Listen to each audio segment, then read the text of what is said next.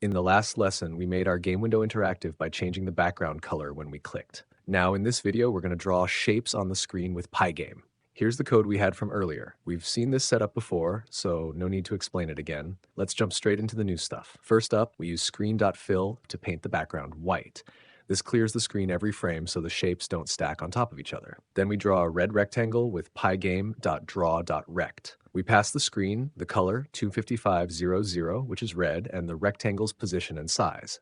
Next, we add a green circle using pygame.draw.circle. Its color is 0, 255, 0, and it's centered at 320, 240, right in the middle of the screen with a radius of 75 pixels. Finally, we draw a blue line from the top left corner, 0, 0, to the bottom right corner, 640, 480, using pygame.draw.line. The last argument, 5, sets the line's thickness. And of course, we call pygame.display.flip to update the screen and show our shapes.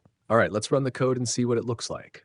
You should see a red rectangle, a green circle, and a blue diagonal line on a white background. Pretty cool, right? This is how we start building up visuals in our games, shape by shape. In the next video, we'll keep exploring more fun features of Pygame, so stick around and I'll see you in the next one.